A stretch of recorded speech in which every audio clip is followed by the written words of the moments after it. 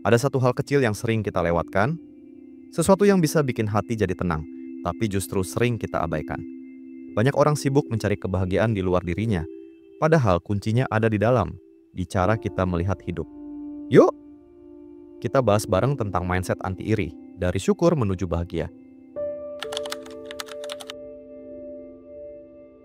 Iri itu sebenarnya mirip racun, yang pelan-pelan menggerogoti hati. Awalnya mungkin cuma perasaan kecil ketika melihat orang lain punya sesuatu yang kita inginkan. Misalnya, teman dapat pekerjaan bagus, saudara bisa beli rumah lebih cepat, atau kenalan tampil lebih percaya diri. Rasanya sepele, cuma perasaan mengganjal. Tapi kalau dibiarkan, iri bisa tumbuh jadi rasa tidak puas yang berlebihan. Kita mulai susah tidur, sibuk membandingkan diri, bahkan kehilangan semangat untuk menghargai apa yang sudah kita punya. Yang lebih bahaya lagi, iri seringkali nggak kelihatan dari luar. Kita bisa senyum, kita bisa pura-pura biasa aja, tapi di dalam hati, ada api kecil yang terus membakar. Itulah kenapa iri disebut racun halus, nggak langsung mematikan, tapi perlahan mengikis kebahagiaan kita. Salah satu penyebab kenapa iri gampang muncul adalah karena kita terbiasa membandingkan. Sejak kecil, mungkin kita sering dengar kalimat seperti, "Lihat tuh, dia nilainya lebih bagus."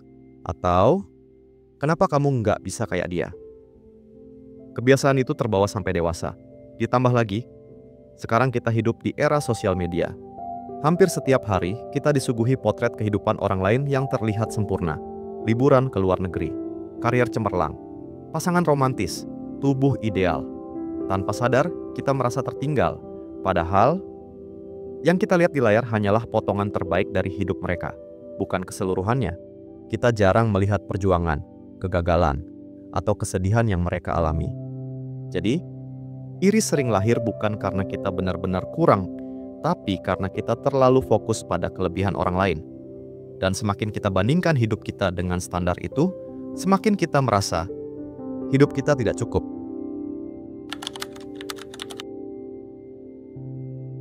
Kalau iri itu racun, maka syukur adalah obatnya.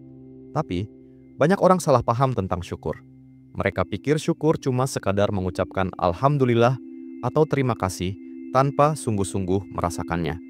Padahal, syukur itu lebih dalam. Ia adalah cara pandang. Dengan syukur, kita belajar melihat apa yang sudah kita punya, bukan apa yang hilang. Misalnya, mungkin kita belum bisa punya rumah besar, tapi kita punya tempat berteduh yang nyaman. Mungkin kita belum punya karier cemerlang, tapi kita punya waktu bersama keluarga. Saat syukur hadir, fokus kita berpindah dari kekurangan menjadi kelimpahan. Hati terasa lebih ringan, pikiran lebih tenang. Dan yang menarik, orang yang bersyukur biasanya justru lebih mudah menarik kebahagiaan dalam hidupnya. Jadi, kalau kamu merasa iri terus menghantui, coba tanyakan pada diri sendiri. Apa yang bisa aku syukuri hari ini? Syukur itu bukan teori, tapi latihan. Sama seperti otot yang butuh dilatih biar kuat, hati juga butuh dilatih biar terbiasa bersyukur. Caranya sederhana. Misalnya, sebelum tidur, coba tulis 3 hal yang membuatmu bersyukur hari ini. Bisa hal besar seperti keberhasilan kerja, atau hal kecil seperti menikmati secangkir kopi hangat di pagi hari. Dengan menulis, kita melatih otak untuk fokus pada yang baik. Bisa juga dengan berhenti sejenak di tengah kesibukan.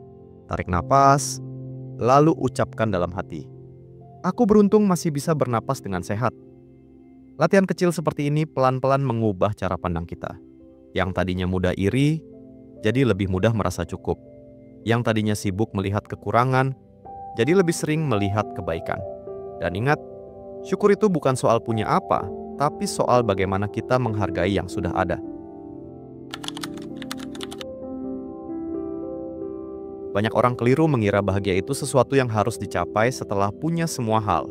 Uang, status, pasangan ideal, atau barang mewah. Padahal, bahagia itu bukan milik orang lain. Bahagia adalah milik kita sendiri. Tergantung bagaimana kita memaknai hidup. Kalau kita terus-menerus mengaitkan bahagia dengan pencapaian orang lain, kita akan terus merasa kurang. Hari ini iri sama yang punya mobil baru. Besok, iri lagi sama yang naik jabatan. Siklus itu nggak ada habisnya. Tapi kalau kita belajar menghubungkan bahagia dengan rasa syukur, hati jadi lebih damai. Kita bisa menikmati hal sederhana tanpa perlu menunggu sempurna. Misalnya, duduk sore sambil ngobrol dengan keluarga, atau makan makanan sederhana tapi hangat. Itu pun sudah bahagia. Jadi sebenarnya, bahagia tidak perlu menunggu kaya raya atau dipuji banyak orang. Bahagia cukup dengan menghargai apa yang sudah ada.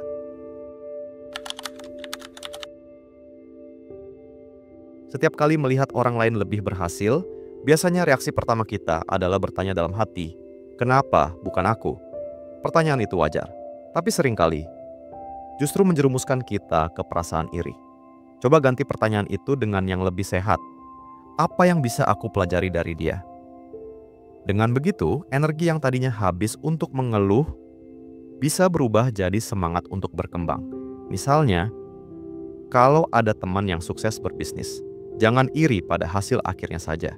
Amati cara dia bekerja, bagaimana dia konsisten, atau bagaimana dia berani mengambil risiko.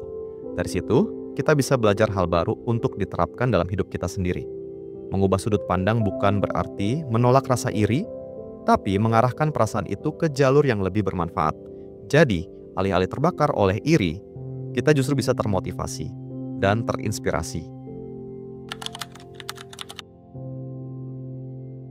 Saat kita berhasil menumbuhkan mindset anti-iri, hati terasa lebih lapang. Kita nggak lagi sibuk menghitung apa yang kurang, tapi lebih sering menikmati apa yang ada. Hidup jadi lebih ringan, karena kita nggak terbebani oleh perbandingan dengan orang lain. Contohnya, ketika ada teman beli mobil baru, kita bisa ikut senang tanpa merasa tersaingi. Atau ketika melihat orang lain berhasil, kita bisa tulus mendoakan tanpa merasa rendah diri. Hati yang lapang bukan berarti kita pasrah dan berhenti berusaha. Justru sebaliknya, hati yang lapang membuat kita lebih tenang saat mengejar tujuan. Kita tidak lagi terjebak dalam perlombaan tak terlihat untuk menjadi lebih dari orang lain. Kita hanya berfokus untuk menjadi versi terbaik dari diri kita sendiri. Dan itulah salah satu kunci hidup damai. Tidak iri, tidak terbebani, tapi tetap semangat melangkah. Bahagia yang sejati itu bukan hadiah dari luar, melainkan sesuatu yang tumbuh dari dalam. Ia bukan ditentukan oleh barang mewah, jumlah followers, atau pujian orang lain. Bahagia muncul saat kita merasa cukup dengan diri sendiri. Saat kita bisa duduk tenang, menikmati secangkir teh hangat, mendengar tawa orang yang kita sayangi, atau sekadar mensyukuri bahwa kita masih diberi kesehatan. Itulah bahagia yang sederhana, tapi dalam. Ketika hati kita dipenuhi syukur, kita tidak lagi mudah terombang-ambing oleh standar kebahagiaan versi orang lain. Orang boleh punya rumah besar, gaji tinggi, atau pasangan ideal, tapi itu tidak mengurangi nilai kebahagiaan kita sendiri. Karena bahagia yang tumbuh dari dalam tidak bisa dibandingkan, tidak bisa direbut, dan tidak bisa diukur dengan angka.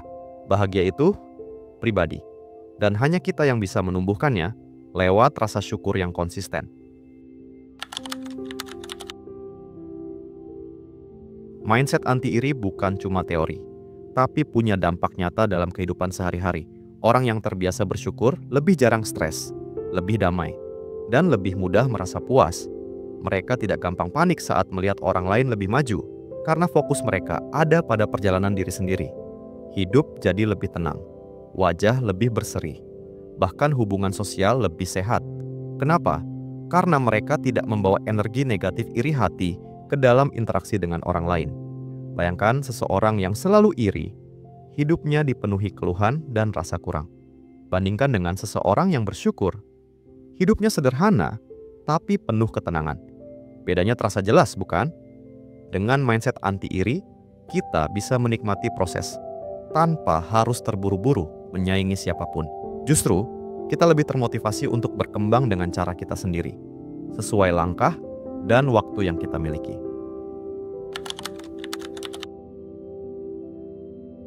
Hidup terlalu singkat untuk dihabiskan dengan iri.